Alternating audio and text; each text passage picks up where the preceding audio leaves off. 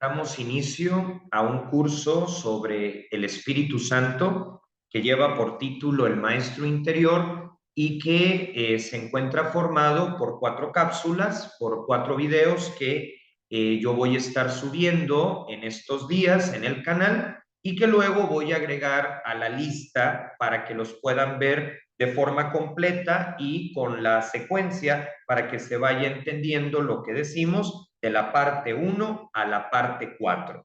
Así que sean todos bienvenidos, sean todas bienvenidas a este espacio de reflexión sobre el Espíritu Santo. Como este es el primer video, la primera cápsula va a tener 2 partes, ahí están los subtítulos en pantalla, son la introducción y partir de la pregunta base, de la pregunta, diríamos en pedagogía, detonante. ¿Quién es el Espíritu Santo? Y creo que es una pregunta muy importante porque tanto dentro como fuera de la iglesia, siempre el tema del Espíritu Santo ha sido difícil.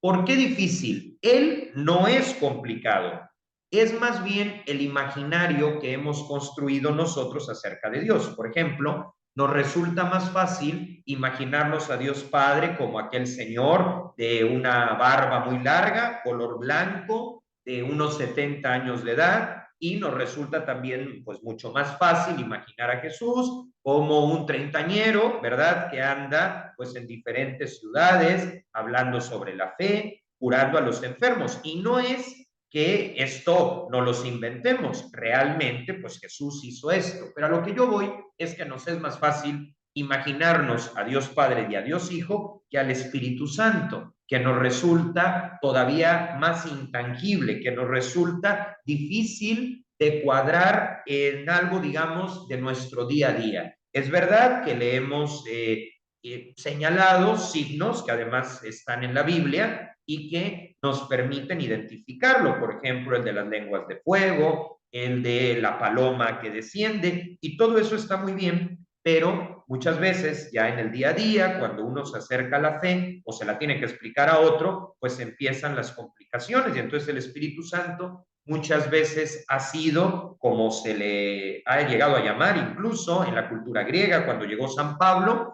el gran desconocido, ¿sí? Y como no queremos que siga siendo un desconocido, sino que aprovechemos todo lo que nos da diariamente, aunque muchas veces seamos inconscientes de ello, pues es que tenemos este curso. Así que, sin mayor preámbulo, empiezo con la introducción, es decir, explicarles, platicarles de qué van a tratar estas 4 cápsulas, empezando con la primera. Pues básicamente vamos a conocer el modus operandi del Espíritu Santo.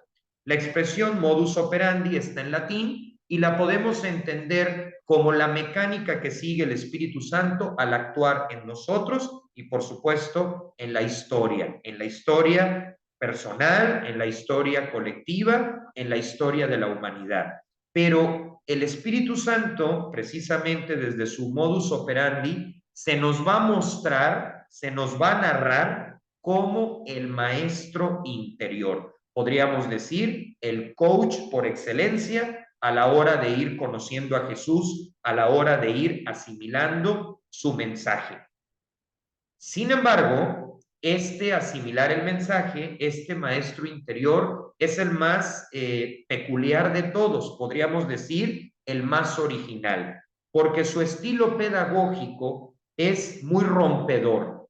¿Qué quiere decir rompedor? Bueno, muchas veces nosotros vemos en Dios a alguien que no es el Dios de Jesús, sino al que nosotros hemos hecho pantalla en la cual proyectamos nuestra forma de ser. Y de pronto, si somos rígidos, vemos a un Dios rígido. Y de pronto, si somos muy light, excesivamente relajados, pues vemos a un Dios light y excesivamente relajado. Y entonces el Espíritu Santo, que es profundamente equilibrado, nos va ayudando a salir de nuestros esquemas, de esas ideas preestablecidas sobre Dios que muchas veces no corresponden con su significado. O sea que el Espíritu Santo nos ayuda de forma rompedora, con una pedagogía paradójica, desconcertante, a descubrir el verdadero rostro de Dios, a descubrir su verdadero significado. Pero lógicamente, pues nos tiene que sacar del error, lógicamente nos tiene que poner en jaque y en algunas temporadas de nuestra vida, incluso bajo la duda, para que busquemos esas respuestas y podamos ir madurando en nuestra forma de ver a Dios. Muchas personas pierden la fe con el paso de los años porque su edad biológica no corresponde con su edad de fe. Edad biológica me refiero, la edad que tenemos nosotros de acuerdo a nuestra fecha de nacimiento, y edad de fe a cómo ha ido madurando ese Jesús que conocimos en 1990 con el Jesús de 2024, que sigue siendo el mismo, porque Él no cambia, Él sigue siendo el Dios hecho hombre. Pero nosotros sí que tenemos que madurar, cambiar para irlo comprendiendo y asimilando mejor. Por lo tanto, este curso nos habla del modus operandi del Espíritu Santo y se nos muestra como el maestro de la vida interior. Pero ¿quién metió la idea o quién puso sobre la mesa al Espíritu Santo como maestro? Como esa voz que todos escuchamos sobre la marcha en el día a día y que nos va indicando, mira, por aquí mejor no, por aquí mejor sí, ¿no? La voz que muchos han llamado de la conciencia, pero que realmente es la del Espíritu Santo. ¿Quién le dio la categoría de maestro? Pues el propio Jesús.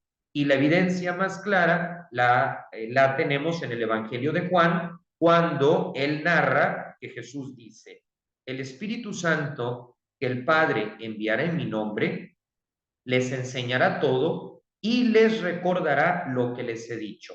Enseñar y recordar son dos verbos propios de un maestro.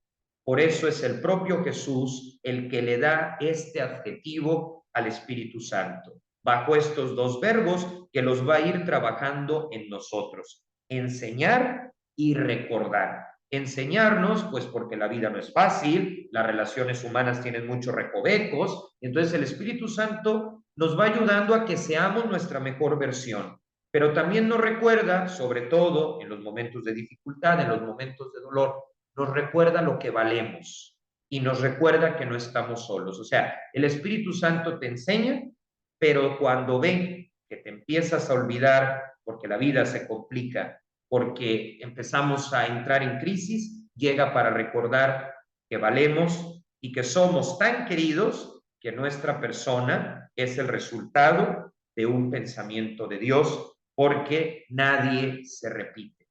La genética tiene tal riqueza que todos somos únicos e irrepetibles y en ellos se proyecta la creatividad del pensamiento de Dios. Entonces vamos a conocer a este maestro que enseña y recuerda, pero que tiene un manual muy original, muy peculiar y que lo distingue de cualquier otro maestro. Y es que el Espíritu Santo utiliza como estilo pedagógico a la paradoja. ¿Qué es una paradoja? Nos dice el diccionario de la lengua española, un hecho o expresión aparentemente contrarios a la lógica. Y esto hay que irlo entendiendo. Cuando nos tomamos en serio nuestra fe, cuando descubrimos este camino fascinante que Juan Pablo II le daba el título de aventura, porque verdaderamente lo es. Yo mismo, haciendo este video, me sorprendo. Dije, yo que me iba a imaginar siendo abogado, y no porque un abogado te impida conocer de fe, pero yo que me iba a imaginar estando hablando o ponerme a hablar sobre el Espíritu Santo. Es para mí una paradoja, pero es la mejor paradoja que me pudo pasar. ¿Por qué? Porque aunque no le encuentro o no le encontraba al principio mucha lógica de por qué me llama la atención esto, por qué habiendo tantos temas, el foco de atención está aquí, pues hoy me doy cuenta que ha sido para mi beneficio, pero también puede ser para el beneficio de alguien más. Cuando narramos en espacios como este el efecto positivo que ha tenido la fe en nosotros, y esto puede ayudar a otros, pues es una onda expansiva que ayuda, sobre todo en este momento donde la sociedad necesita recuperar su sentido y significado. Así que muchas veces cuando nos acercamos a la fe, pues vamos a poder percibir la voz del Espíritu Santo. Y no es que su voz nos llegue de forma sobrenatural, digo, casos sí ha habido, pero en el común de las personas, y yo formo parte de ese común, de ese promedio, nos habla de manera muy sencilla, sin miedo, sin explosiones, sin fuego, sin humo, sino a través de las personas, las circunstancias y, por supuesto, el Evangelio, la palabra de Dios. Y cuando nos habla, pues muchas veces utiliza las paradojas. Por ejemplo, en la vida de fe, en la vida interior, hay una expresión muy interesante que dice: hay que bajar para poder subir. Y uno pues entra en un conflicto porque ¿cómo voy a subir bajando? Pero ese es el chiste de cómo el Espíritu Santo actúa, que muchas veces va a contradecir lo primero que se nos viene a la mente para darnos una visión más amplia y que podamos descubrir el verdadero rostro de Dios, su verdadero significado. ¿Cómo es que subo bajando? Bien, pues el Espíritu Santo nos lo explica en Jesús. Jesús bajó al colmo de la cruz, pero justamente en el colmo de la cruz, en el colmo del fracaso, en el colmo de la locura, ¿sí? De una locura, digamos, la única locura sana, ¿no? La locura de un amor que explota en la cruz, ¿sí? Y entonces dice uno, pero es que bajó, valga la redundancia, al nivel más bajo. Pero justamente cuando estaba en el nivel más bajo, resucita y entonces lo bajo se vuelve lo más alto. Y eso expresa otra forma de ver la vida. Hoy hablamos mucho de ser alternativos. Pues bien, el Espíritu Santo es el más alternativo de todos. ¿Por qué? Porque tiene una visión más amplia que nosotros. Él nos dice, por ejemplo, la espiritualidad de San Ignacio de Loyola es siempre mayor. Y el ser siempre mayor nos hace un ganar-ganar porque permite que tengamos una mirada mucho más amplia. Por lo tanto, las paradojas no son contrarias a la razón, simplemente son una forma más profunda de percibir esa razón, ese argumento. Y es que al Espíritu Santo no se le entiende al momento. Esa es la paradoja principal. Se le entiende en retrospectiva. Él deja que sucedan los hechos y posteriormente saca para nosotros un aprendizaje de ellos. Muchas veces en la vida de fe no entendemos y al poco tiempo o a veces a largo plazo estamos, no sé, escribiendo una cosa en la computadora, mandando un correo y se nos viene una chispa, digamos, mental y decimos, ahora entendí por qué aquello que me pasó hace 2 años y que tanto me enojó era por mi bien. Ahí es donde está el Espíritu Santo. O sea que sí es lógico, pero con una lógica distinta a la nuestra. ¿Por qué? Porque para poder subir tenemos que bajar. Y Benedicto XVI explica esto con una frase que me parece muy importante. La grandeza de Dios yace en el hecho de que Él sea capaz de hacerse pequeño. Muchas veces pensamos que la grandeza pues es una cuestión de dimensiones, que la grandeza es una cuestión de cuota de poder. Y es lo que le pasó a Judas Iscariote. A ver, Judas Iscariote creía en un Jesús distinto del que tenía enfrente. Judas Iscariote buscaba un revolucionario que lograra la independencia de Judea, que estaba bajo el imperio romano. Y de pronto, el Espíritu Santo, maestro interior, maestro de la paradoja, le hace ver que Jesús es un rey, pero el rey más raro de la historia, porque es un rey contradictorio. Y Judas no lo tolera, Judas no lo resiste, Judas no se abre a esa posibilidad. ¿Por qué? Porque Judas no había comprendido que la grandeza de Dios, como dice Benedicto XVI, yace en el hecho de que Él sea capaz de hacerse pequeño. Y se hace pequeño no porque sea un Dios fracasado, se hace pequeño para que le podamos entender. Hay una anécdota que me gusta mucho. En una ocasión le preguntaron a Einstein si podía explicar su teoría de la relatividad, porque pues lógicamente muy poca gente lograba entenderla. Todavía hoy tiene cierto grado de complicación incluso para nosotros, ¿no? Que pues ya llevamos un poco más de tiempo pues habiendo leyendo libros de esta teoría. Y entonces Einstein, con mucha sencillez, explicó lo siguiente. Dijo, mire, esto es tan sencillo como lo que le voy a decir. Cuando usted era al parecer, pues era un hombre con el que hablaban, la anécdota no especifica muy bien, pero le dice, cuando usted está con la mujer que más quiere, ¿cómo siente el tiempo? No, pues se me va muy, muy rápido. Muy bien. Y cuando está haciendo algo incómodo, un examen y demás, ¿cómo se le va el tiempo? No, pues se me va muy lento. Bien, pues eso es lo que he querido decir. O sea, que la grandeza de Einstein no disminuyó porque pudiera hablar en términos sencillos.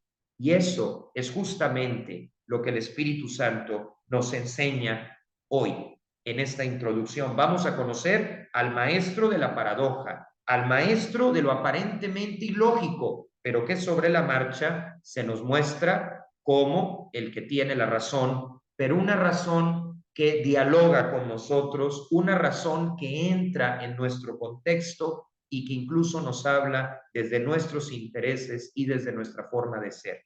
El Espíritu Santo sabe hablarnos de acuerdo a nuestra forma de ser, a nuestra gama de intereses. Y se hace pequeño no para perder su profundidad, no para perder su ser Dios, sino simplemente para hacerse comprensible como Einstein quiso hacerlo con esta persona que no lograba comprender esta cuestión, digamos, básica de su teoría. Entonces vamos a ir viendo en este curso cómo el Espíritu Santo es el que enseña y recuerda. Y precisamente porque enseña y recuerda, nos pide que permanezcamos en la iglesia, porque la iglesia es esa escuela donde enseña y recuerda. Es verdad que aún fuera de la iglesia habla, es verdad que sale al encuentro de los que están lejos, de los que aún no creen, de los que tienen dudas razonables, pero al final nos conduce a este espacio vital, a este conjunto de bautizados, porque aquí vamos a encontrar las herramientas para poder ir descubriendo su modus operandi y sobre todo para darnos cuenta que la fe no es un discurso moral. Es verdad que tiene implicaciones morales, pero eso es lo segundo. Lo primero es el encuentro con Jesús. Nos dice también Benedicto XVI que la fe no es producto de una decisión, de una idea o de una ética, sino del encuentro con una persona. Todos los que hemos pasado de ser católicos ambientales o católicos culturales a católicos de convicciones porque en algún momento de nuestra vida se dio un punto de inflexión y nos dimos cuenta que esa fe que a lo mejor repetíamos de memoria o que esa fe que nos daba igual, pues resulta que tiene razón y que se ha convertido en la clave de nuestra vida. Y cuando digo clave de nuestra vida, no se imaginen que yo, por haber encontrado la fe, he renunciado a mi forma de ser o he renunciado a mis gustos. No, estoy, eso sí, ajustándolos a un proyecto mayor. Y pues con mis logros, con mis caídas, pero a un proyecto que es el que este maestro interior nos va expresando. Y bueno, cierro esta introducción diciendo que yo desarrollaré este curso tomando un camino concreto, un acento específico de la fe, porque la fe es tan amplia que se necesita elegir uno de sus acentos. Y el acento que yo voy a tomar es el de la espiritualidad de la cruz, porque es un camino dentro de la iglesia que entre los elementos que la caracterizan está el profundizar en la persona del Espíritu Santo, porque pues se ha detectado la necesidad, decía yo al principio del video, de darlo a conocer, porque de los tres es el más desconocido. Bien, pues con esto yo creo que queda perfectamente en claro lo que es la introducción y de lo que vamos a estar hablando. Ahora entramos a responder la pregunta que da origen a esta parte 1 o cápsula primera o video primero, como le quieran llamar, de este curso que con mucho gusto he preparado para todos ustedes. Tenemos entonces sobre la mesa una pregunta clave y algo que les quiero decir.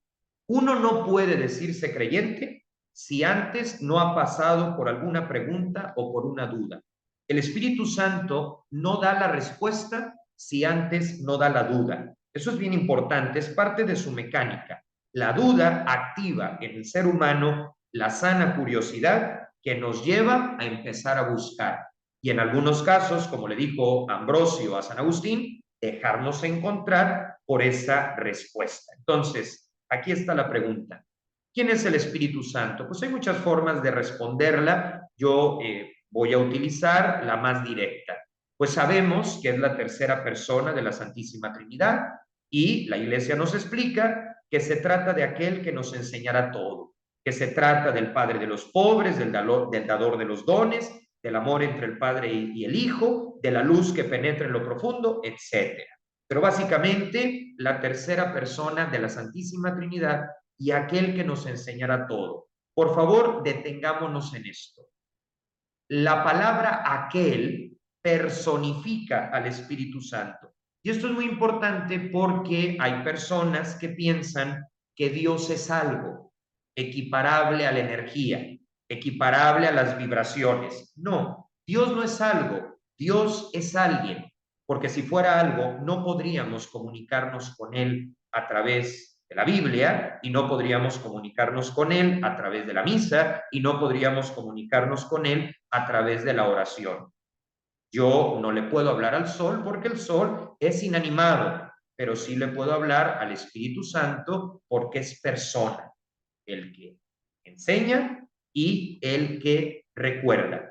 Entonces, todos estos calificativos nos permiten entender el rol que juega el Espíritu Santo en la historia de cada uno de nosotros. Y claro, hay que poner un matiz.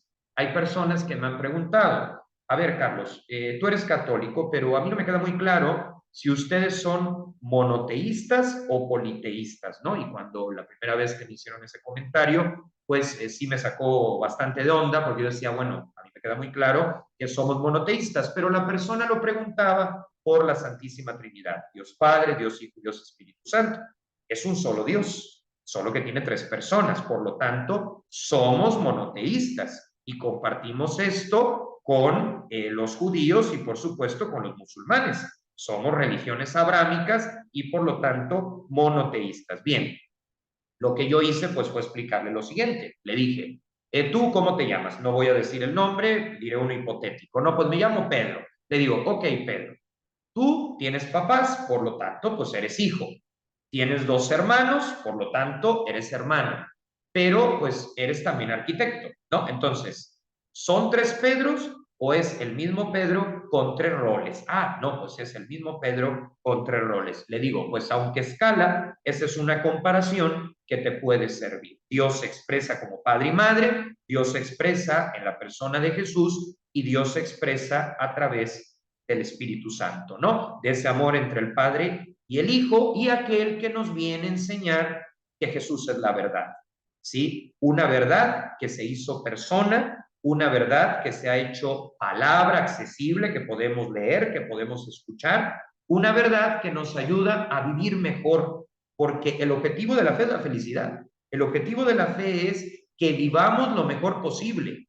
Nos dice el padre Ignacio Larrañaga en uno de sus libros que para mí ha sido genial, el que se titula Del sufrimiento a la paz, nos dice que pues el proceso de fe busca aminorar el sufrimiento y en algunos casos erradicarlo. O sea, cuando es posible erradicarlo a través de formas éticas, hacerlo. Porque yo no sé quién nos ha dicho que la fe busca el sufrimiento. La fe ilumina el sufrimiento cuando éste se vuelve inevitable y entonces se integra como parte del día a día. O sea que el Espíritu Santo es la tercera persona de la Santísima Trinidad que nos viene a enseñar, que nos viene a descubrir las cosas que no son tan obvias, las cosas que no son tan evidentes. Por eso, Santo Tomás de Aquino decía, le gustaba citar esta frase, toda verdad, dígala quien la diga, viene del Espíritu Santo. ¿Por qué? Porque Él es el que nos enseña lo que es verdad. Y es que si ponemos atención, nuestra forma de ser siempre busca la verdad. A veces nos hacemos de oídos sordos frente a la verdad porque pues nos cuestiona, nos cuesta trabajo, pero normalmente cuando nos interesa algo usamos frases como esta: por favor, dime la verdad acerca de esto, dime la verdad acerca del otro. ¿Por qué? Porque buscamos la verdad y esa verdad, dice Santo Tomás de Aquino, viene del Espíritu Santo, ¿no? Es el que nos inspira, el que nos da pues esas claves para seguir. Bien, entonces, por tanto, la tercera persona de la Santísima Trinidad. Pero también es aquel que ya vemos que aleteaba desde los inicios de la creación del mundo. Así lo encontramos en el libro del Génesis. Es muy interesante porque desde el minuto 1 de nuestra existencia ya hay mención del Espíritu Santo, que obviamente va más allá del tiempo y del espacio, porque es la causa primera de todo lo que existe. Entonces, vamos descubriéndolo en el libro del Génesis como aquel que aletea sobre las aguas desde los inicios de la creación, pero va a haber un momento culmen donde digamos que se muestre tal y como es. Y ese momento cumbre es Pentecostés, que para la iglesia es una fiesta muy importante porque recordamos cuando viene el Espíritu Santo sobre María y los discípulos. Estos últimos estaban muertos de miedo, pues porque acababa de suceder todo lo de la crucifixión y la resurrección, habían visto cosas tremendas y lógicamente estaban en shock. Y llega el Espíritu Santo y los saca del shock.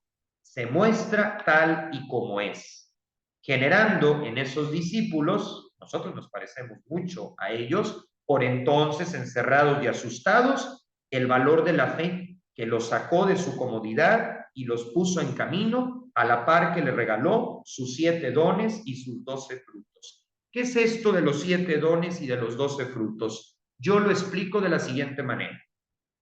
Cuando uno empieza a tener fe, le pasa lo que en Pentecostés.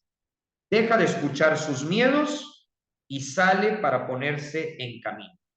Pero claro, si yo me pongo en camino, no puedo ir sin rumbo. Voy a necesitar herramientas, voy a necesitar un equipaje ligero, pero un equipaje. Y ese equipaje, esas herramientas, nos la va a dar el Espíritu Santo y son justamente los 7 dones y sus 12 frutos. Es decir, esto no es magia, esto es proceso y nos va dando los elementos, vamos a decirlo así, aunque suene muy jurídico, los elementos procesales para poder ir adelante en nuestra tarea, en nuestra vocación. Es decir, que nos va a dar y nos da el andamiaje del interior que nos cualifica para darle continuidad junto con María, que también supo quién es el Espíritu Santo, el proyecto de Jesús y el que también se va desarrollando nosotros. Dicho esto, podemos afirmar también, ya nos estamos metiendo en quién es el Espíritu Santo, que la tercera persona de la Santísima Trinidad, por lo tanto, es el amor. ¿Sí? Monseñor Luis María Martínez, que le daba ejercicios espirituales a la Beata Concepción Cabrera de Armida, los hacía en la ciudad de Morelia, en Michoacán, en México, siempre pues titulaba estos ejercicios con algún tema y afortunadamente se los dejaba por escrito y gracias a eso pues los tenemos disponibles. El caso es que Monseñor Martínez era una persona muy concreta, un buen teólogo, y un día le dice Concepción Cabrera de Armida lo que ella ya había puesto en sus escritos, pero la confirmó. El Espíritu Santo es el amor. Pero ojo, un amor que no se reduce a los sentimientos, un amor que no es cursi, un amor que no se reduce a una falsa aldea de la felicidad o a las emociones que vienen y van con gran facilidad. Incluye emociones, pero va más allá de las emociones. Es un amor que echa raíces, desarrollando una pedagogía que da sentido a la existencia, que nos impulsa a levantarnos cada mañana, pese a que a veces en la oración nos sintamos como un pozo seco. Esta expresión de pozo seco la utilizaba Teresa de Lisieux, esta gran santa que ha sido muy querida por los diferentes personajes, autores de la espiritualidad de la cruz y bueno, por supuesto, de los que hemos venido después. Teresa de Lisieux decía, pues es que hay días que soy un pozo seco, hay días que en la oración no aguanto rezar el rosario, eso lo decía ella, lo apreciaba muchísimo, pero había días que le dolía la cabeza o que se sentía poco indispuesta. pero decía, aunque sea un pozo seco, ¿qué es lo que me mantiene en esto? Bueno, en el caso de ella, la vocación de carmelita, en el caso nuestro, de laicos, pues el amor. Porque esa sequedad, ese pozo seco, no anula la acción del Espíritu Santo en nuestra vida. Al contrario, se trata de una de sus paradojas, porque justo cuando no sentimos nada, e incluso el panorama de nuestra vida se torna gris, es cuando más avanzamos en el camino de madurar en la fe. Esto es muy importante. A veces pensamos que la oración tiene que ser un boom de sentimientos, emociones intensísimas, que casi nos caigamos al suelo de la emoción. Y digo, sí hay veces que uno se emociona, por supuesto que sí, son regalos que él da, pero no siempre, porque si no sería un tipo de droga. Si la oración nada más fuera sentir, nos volveríamos locos. El Espíritu Santo no funciona así. El Espíritu Santo sabe lo que necesitamos. Y entonces, cuando ve que nos hace falta sentirlo, se deja sentir. Pero muchas veces cuando lo sentimos es tan fuerte que él se da cuenta, esta persona necesita tiempo para asimilarlo. Yo no le quiero quitar su libertad, yo no lo quiero trastornar, yo no lo quiero saturar. Entonces, por cada experiencia sensible, le doy 1 mes, 2 meses de sequedad, para que pueda ir asimilando el camino recorrido y sobre todo para poder querer a Jesús no por lo que nos da, sino por lo que es, o sea, por quien es, más allá de las emociones que vienen y van. Por eso el Espíritu Santo aparece como el que sostiene en las horas difíciles. Y esto lo podemos ver muy bien expresado en la imagen de la cruz del apostolado. Le recomiendo buscarla en Google por si alguien no la conoce. La cruz del apostolado, en la parte más alta, está la paloma blanca, símbolo del Espíritu Santo, y la llena de luz y la sostiene. La cruz grande, pues somos todos nosotros, es nuestra historia personal, nuestras ilusiones, nuestros deseos, nuestros proyectos, nuestra vida. Entonces, así como la cruz del apostolado está en el punto más alto, sosteniéndola, llenándola de luz, de un no sé qué, capaz de animar, de despertar, de enviar, de comprometer, así como aparece en la cruz del apostolado, nos apoya y nos ayuda a nosotros. ¿En qué? Pues en el proceso de gestionar nuestras emociones. El Espíritu Santo no destruye las emociones, el Espíritu Santo las encausa, nos enseña a gestionarlas, nos ayuda a que cuidemos los diálogos internos. Esto es muy importante. Todos nosotros, y esto además lo dice la psicología, tenemos diálogos internos, es decir, una narrativa personal. ¿Qué digo de mí? Esa es la narrativa. Y a veces el qué digo de mí es herido y nos autodecimos cosas terribles, o mejor dicho, nos decimos cosas terribles que tampoco corresponden con la realidad. Entonces el Espíritu Santo se va a encargar de, así como sostiene la cruz del apostolado, nos va a sostener a nosotros. Estoy diciendo quién es Él. El amor del Padre y del Hijo, el que aparece en el Génesis y se nos manifiesta en Pentecostés, el que es el amor, pero no un amor cursi, sino un amor que echa raíces, el que nos sostiene, el que nos envía, el que nos compromete, pero también el que va cuidando nuestros diálogos internos, sobre todo en esto de los diálogos de la narrativa, capacitándonos para distinguir de entre todas las voces cuál es verdaderamente la suya. Fíjense que esto de las voces internas lo explica muy bien Santa Teresa de Ávila. Yo la admiro muchísimo. Realmente es una de las mujeres que más me han enseñado en esta vida. Incluso en momentos de dificultad, yo he logrado salir de alguna crisis leyendo a Santa Teresa de Ávila. También la de Lisieux, pero en este caso, Santa Teresa nos dice que hay 3 tipos de voces: la voz de Dios, la voz de uno mismo y la voz del diablo, la voz del mal espíritu, ¿no? La voz de Dios se distingue porque de las 3 es la que nos da una paz total, aunque nos diga cosas fuertes, aunque nos mande, que luego, claro, hay que corroborarlo con un acompañante espiritual para que esto no se vuelva subjetividad o fanatismo, pero la voz de Dios, cuando algo es de Dios, sentimos una paz muy grande. sentimos una paz muy grande. Cuando es la del mal espíritu, sí, suena muy lógica, muy racional, hasta te convence, pero no te da paz, te pone nervioso. Y la voz de uno mismo, pues esa depende.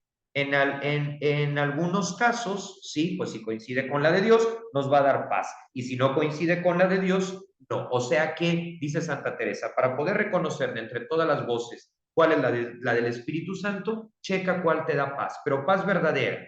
Y la paz verdadera se nota porque a lo mejor nos está pidiendo algo, pues que nos va a representar alguna incomodidad. Por ejemplo, en mi caso, ir a dar una plática, pues que está a lo mejor en una zona inaccesible y que me va a implicar más tiempo que la que tengo a la vuelta. Bueno, sí, difícil, pero la asumo en paz porque sé que viene de Él. Entonces, todo esto es el Espíritu Santo. Podemos decir también que se parece a la inspiración que sienten o descubren de alguna manera los artistas cuando componen una canción o pintan sobre un lienzo. Y es que la inspiración muchas veces llega sin avisar, porque esa es la otra, no podemos estar forzando al Espíritu Santo. Yo sí debo de tener una disciplina de a esta hora me toca mi oración y marco el momento, pero a lo largo del día Él va apareciendo. Decía Teresa de Lisieux que ella iba descubriendo a Jesús sobre la marcha. Entonces el Espíritu Santo se parece también a la inspiración que sienten los artistas.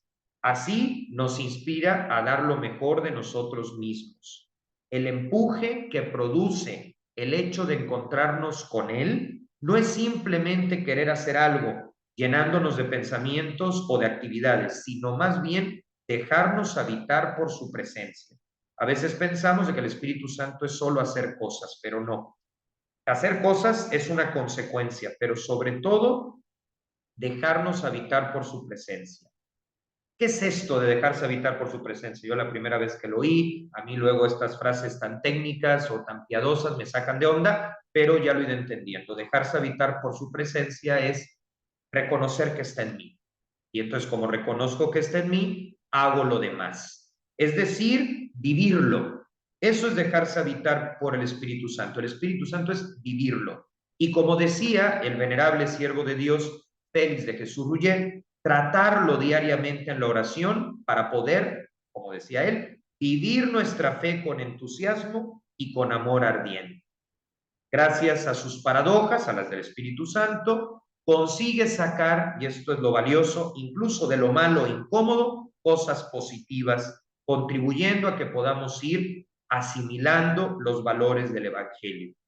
Hay otra descripción que nos va explicando cómo el modus operandi del Espíritu Santo, aunque es paradójico, ni nos quita la libertad, ni elimina nuestra personalidad. Hay gente que luego cree que la fe va en contra de su forma de ser. Sí, la fe te implica hacer ajustes, poner un orden, por ejemplo, en tus afectos, pero no te quita la personalidad, ni te quita la libertad. El Espíritu Santo no viene a destruir al que tiene capacidad de pintar, le ayuda a pintar mejor. El Espíritu Santo no viene a destruir al que canta, le ayuda a que cante mejor. El Espíritu Santo no viene a destruir al que enseña, le impulsa a enseñar mejor.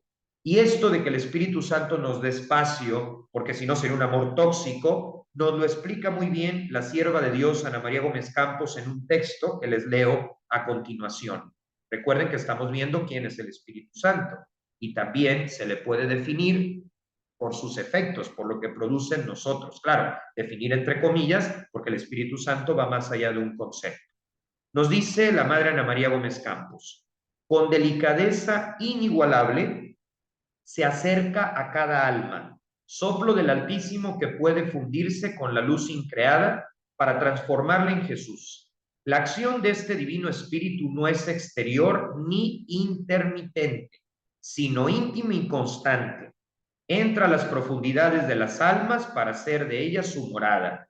La primera relación que tiene el Espíritu Santo con las almas es la de ser dulce huésped. Hay personas que son invasivas, ¿sí? Que incluso nos molestan porque nos quitan espacio vital. Pues bien, el Espíritu Santo no es así. Dice la Madre Ana María que es delicado, que no es intermitente, como esas personas que hoy te hablo y mañana quién sabe. No, el Espíritu Santo es constante. Pero como dulce huésped, es decir, como un visitante agradable, alguien que invitas a tu casa y que deja en orden, ¿no? Le dices, bueno, ahí está el cuarto de huéspedes y tiene el detalle de dejar su cama tendida antes de irse. Es un huésped agradable. Entonces el Espíritu Santo no va a quitarnos la libertad. De hecho, donde no hay libertad, Él no actúa. Es hasta que le dejamos actuar que empieza pues a darnos un nuevo enfoque en todas las áreas de nuestra vida, porque no somos personas divididas, somos uno solo. Entonces, vive en nosotros, actúa en nosotros y de forma suave, aunque no seamos siempre conscientes de ello. Eso explica el hecho de que muchas personas que no tienen fe se sientan inspiradas cuando miran algún paisaje o escuchan una canción. Yo tengo un conocido que es ateo, que se mete en las iglesias. Él ha vivido en ciudades capitales donde, bueno, las iglesias tienen la infraestructura para un gran coro y no creen nada, pero entra por el órgano. Yo recomiendo el órgano. El órgano es un instrumento que además el Concilio Vaticano II recomienda, entonces es ateo, pero entra porque la música le lleva algo más. Él dice que es la música, yo digo que es el Espíritu Santo a través de la música, pero como es alguien amable, alguien que no nos presiona, pues deja que esa persona vaya haciendo proceso. En el fondo está actuando el Espíritu Santo. Lo hace tras bambalinas, esperando con paciencia alguna posibilidad para poder entrar y mostrarse. Otro de los rasgos para saber quién es el Espíritu Santo es que gracias a él logramos descubrir, conocer y tratar a Jesús de cerca, como un amigo. Porque ¿cómo podemos creer en alguien de hace más de 2000 años si no es por la acción del Espíritu Santo? Sería imposible. Por eso es tan importante su presencia en la historia de la salvación. El que en todas las épocas surjan hombres y mujeres que alcancen la santidad se debe a que de forma misteriosa pero real continúa llamando, atrayendo y generando nuevos ejemplos de vida, figuras capaces de inspirar y mejorar las cosas. Decía el padre Jorge Loring que todos los enemigos de la iglesia han anunciado su muerte, pero han muerto y la iglesia sigue. ¿Por qué la iglesia sigue a pesar de los que anuncian que esto se va a acabar? Pues porque el Espíritu Santo sigue atrayendo y sigue generando nuevos ejemplos de vida. Por fuerte que sea el secularismo, sea la sociedad que se olvida de Dios, por fuerte que esto sea, siempre queda una reserva mínima de fe que permite que la iglesia continúe. Y ese mínimo, la famosa minoría creativa de la que hablaba el entonces teólogo Joseph Ratzinger, tiene la potencia de volverse un máximo, con el simple hecho de que alguien se abra libremente a su acción. A veces decimos, es que somos muy pocos en esto. No importa, porque lo mínimo que se vive bien y a profundidad, tarde o temprano se vuelve un máximo. ¿De qué manera podemos explicarnos que la iglesia siga en pie pese a todas las crisis internas y externas? Sin duda, la única explicación real es que se debe a la acción del Espíritu Santo. A mí cuando alguien me pregunta, dame una prueba de que Dios existe, yo le digo que su iglesia sigue en pie. La iglesia ha pasado de todo y por todos. Le ha tocado los peores momentos externos y también los peores momentos internos. Cuando entre sus miembros ha habido gente que ha hecho no solamente pecados, sino crímenes, ¿no? Y que desde luego tienen que pagar o debieron haber pagado en su momento. Ahora, pues si siguen con vida, por supuesto que se tiene que hacer justicia. Pero a lo que voy en este tema es la prueba de que el Espíritu Santo existe, porque a pesar de todo, todo lo que ha pasado en la iglesia, tanto de dentro como de fuera, esa iglesia, que es una iglesia que siempre debe de aspirar a la justicia, a la tolerancia cero, sigue viva, a pesar del maltrato al que ha sido sometida por los avatares de la historia, pensemos en la persecución nazi, pero también por su propio pecado, ¿sí? Porque hay que evitar, o sea, la iglesia es santa por Jesús, pero no siempre por sus miembros, ¿no? Entonces, desde esa conciencia vamos caminando. Entonces, ¿de qué manera podemos explicarnos que la iglesia sigue en pie pese a todas las crisis internas y externas. Sin duda, la única explicación real es que se debe a la acción del Espíritu Santo. Ojo, el Espíritu Santo viene en rescate de la iglesia cuando cae en malas manos. ¿Y qué rescata o cómo rescata? Dándole el primer lugar a las víctimas, dándole voz a las víctimas.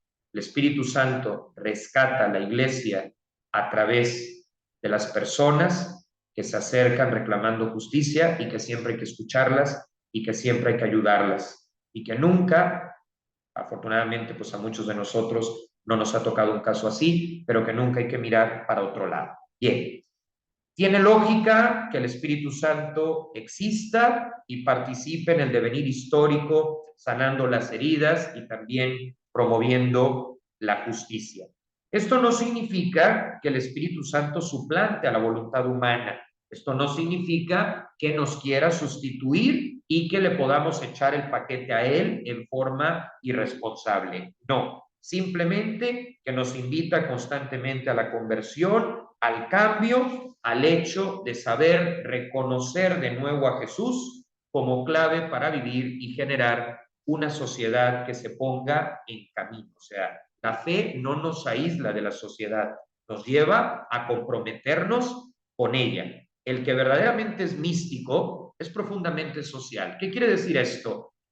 Muchas veces se cree que o eliges la liturgia o eliges ayudar a los pobres. No, no, las dos. La liturgia es la parte contemplativa y la ayuda a quien lo necesita es las obras que sustentan la fe.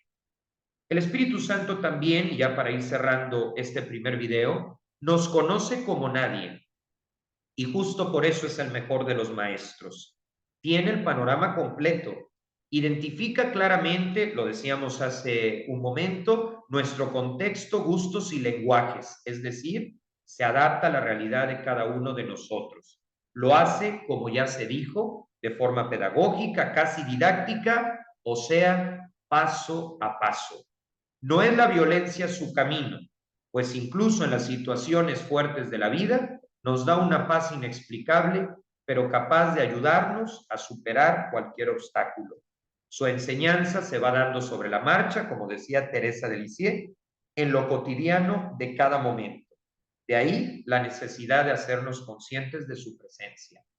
Obviamente, a lo largo del día, pues hacemos muchas cosas y no podemos estar conscientemente 24/7 de la existencia del Espíritu Santo, pero sí conviene darnos un minuto de vez en cuando a lo largo del día. Por ejemplo, hay quienes ponen una alarma y al sonido de la alarma le dedican un pensamiento al Espíritu Santo. Eso es importante porque al hacernos conscientes de su presencia, pues mantenemos la calma en los momentos de dificultad.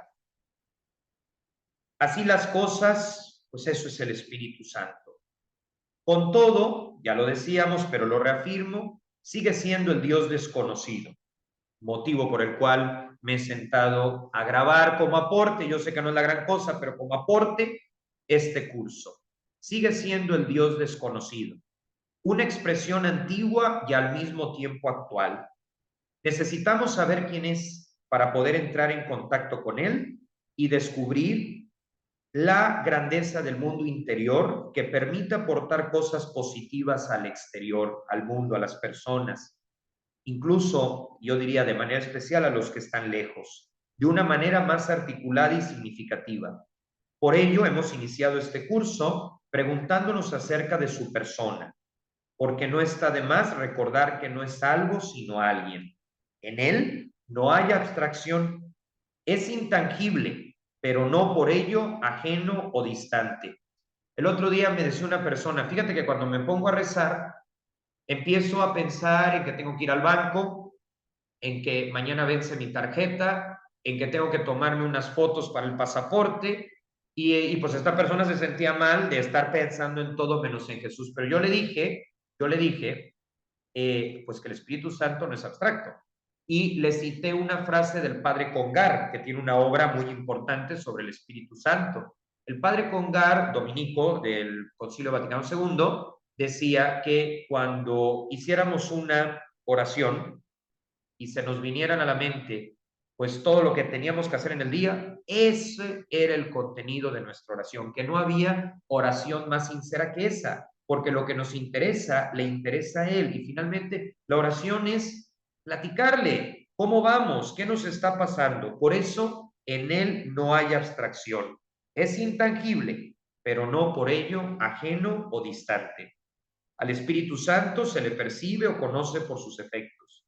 No lo vemos y sin embargo está presente, interesado en que logremos ser felices. Repito, nadie se mete a católico para ser un amargado. Nadie se mete a católico para encerrarse en sí mismo. No, si es así, esta no es la opción. Digo, no lo vemos y sin embargo está presente. Insisto, interesado en que logremos ser felices. La Iglesia, sobre todo a partir del Concilio Vaticano II, nos invita a descubrirlo si nunca lo hemos hecho o a redescubrirlo si lo perdimos en el camino. Porque solamente así podremos entrar en la profundidad de la relación con Jesús. Y no esa piedad boba o esa piedad infantil de yo te doy esto, Dios mío, para que tú me des lo otro. No, no, no. Una relación profunda. Como apuntó Benedicto XVI en su encíclica Deus Caritas Est, no se comienza a ser cristiano por una decisión ética o una gran idea, sino por el encuentro con un acontecimiento, con una persona que da un nuevo horizonte a la vida y con ello una orientación decisiva. Lo dije al principio, pero esta es la frase, la cita exacta, es el número 1 de Deus Caritas Est. Y esa nueva persona, que es Jesús, enviado por el Padre, no puede captarse, no puede asimilarse en nosotros si no es por la acción del Espíritu Santo. En efecto, Él nos amplía nuestro ángulo de visión, nos permite distinguir entre lo esencial y lo accesorio, lo que pasa y lo que de hecho permanece. A ver, esto de lo esencial y lo accesorio es muy importante que, digamos, yo diría, cada 6 meses hagamos un análisis de cómo está nuestra fe, porque luego nuestra fe se llena de cosas accesorias que no sirven para nada y que la obstaculizan. Por ejemplo, muchas veces la fe la reducimos a pura cuestión moral, o nos llenamos de escrúpulos, o nada más andamos viendo qué dice fulano o qué dice sultano, o una radiografía lo que dice el Papa para ver si le cachamos el error en alguna coma. A ver, yo no estoy diciendo de que se debe caer en una obediencia ciega, pero hay agregados ideológicos a la fe que tenemos que ir limpiando, ¿sí? Que tenemos que ir puliendo. La fe es mucho más sencilla de lo que pensamos. Entonces el Espíritu Santo nos ayuda a ver qué es esencial esta fe y qué es producto de mi forma complicada de ser. En otras palabras, el Espíritu Santo nos lleva a la verdad para que nuestra vida sea realista y no caer en el autoengaño que impide nuestro crecimiento. Por ejemplo, esas personas que dicen yo no me arrepiento de nada, están en un autoengaño. No han despertado. ¿Por qué? Porque si no te arrepientes de algo, al menos, no hay posibilidad de cambio. Es como decir, caí en un bache, me quiero quedar en el bache, en vez de reconocer el bache y salir adelante. Por último, y con eso cerramos para dejar abierta a la cápsula número 2. ¿Cómo se comunica entonces este Espíritu Santo, que ya dijimos que es la tercera persona de la Santísima Trinidad, el Padre de los pobres, el dador de los dones, el amor entre el Padre y el Hijo? ¿Cómo se comunica con nosotros? Bueno, pues a partir de la oración, del Evangelio, de los sacramentos, de las personas y de los acontecimientos que nos rodean. ¿Qué nos dice hoy el Espíritu Santo a través, pues, de los hechos que salen en las noticias, ¿no? Utiliza mediaciones que nos confirman externamente lo que vamos percibiendo al interior de nuestra persona. Así consigue hablarnos y entrar, como se mencionó previamente, en la realidad de lo que somos. Es toda una experiencia muy bonita, además, que se va construyendo y que cambia positivamente la vida de toda persona que decida vivirla, porque al conocerlo a él, también descubre su vocación, es decir, ¿para qué soy bueno? Ahora que a grandes rasgos ya sabemos un poco mejor quién es él, iremos conociendo su faceta de maestro y más adelante el uso y significado de las paradojas, que son parte de la configuración de la fe, que se van haciendo realidad a cada paso que damos, teniendo la mirada puesta en Jesús, sacerdote y víctima, o sea, el que se ofrece a sí mismo en favor de nosotros, de nuestra vida y de nuestros proyectos. Pues con esto concluimos el primer capítulo de este curso sobre el Espíritu Santo. En conclusión, ¿qué vimos hoy? Número 1, en la introducción se justificó para qué es este curso, conocer al Espíritu Santo como maestro de la vida interior. Y en la segunda parte vimos quién es en cuanto a la descripción de su persona y de lo que va realizando en nosotros. Nos vemos entonces en la cápsula número 2 sobre este curso.